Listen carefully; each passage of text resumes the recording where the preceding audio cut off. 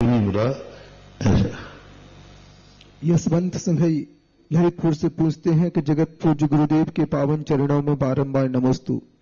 मेरी जिज्ञासा है कि जैन आगम में अनुमति त्याग प्रतिमा का क्या स्वरूप है? अनुमति त्याग का अर्थ होता है आरंभ और परिग्रह के संबंध में अनुमति नहीं देता।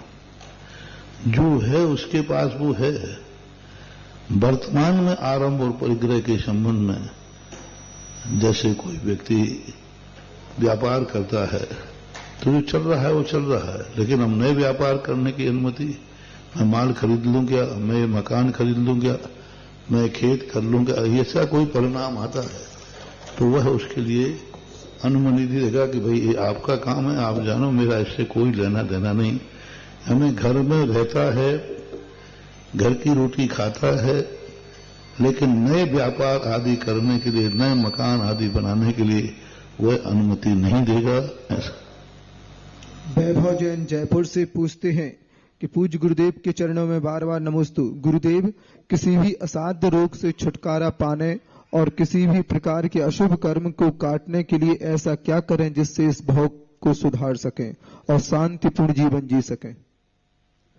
असाध्य रोग से छुटकारा पाने के लिए और अशुभ रोग यही है बाबू। देखो, रोग है, क्या करें हम? बंद करते समय हम कारण तो बचा सकते हैं, लेकिन कार्य होने के बाद क्या करें?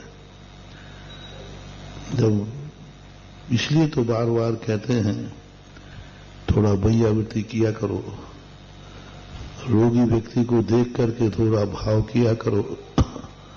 तुम तो रोगियों से घृणा करते हो। सबसे ज्यादा बंद होता है, रोगी मर रहा है दवाई के लिए और तुम्हारे पास पैसा है, तुम घूमने जा रहे हो मस्ती के लिए।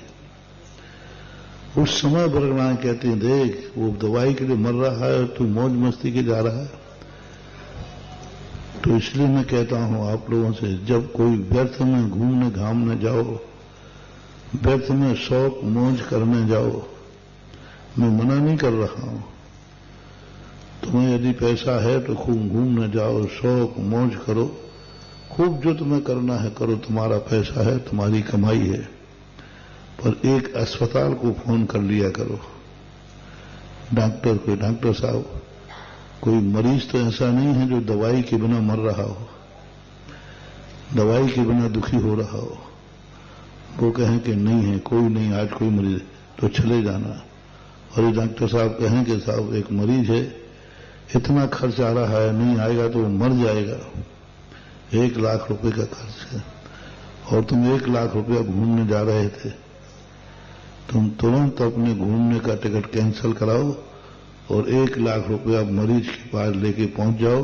डॉक्टर साहब इसकी दवाई करो, बचाओ, ये पैसा मेरा घूमने में, उड़ाने खाने में जाना था, मैं कैसे घूमना घामना बंद करके औषधि करा दो, जाओ, कोरोना जैसे महारोग में भी तुम्हारा बाल बांका नहीं होगा।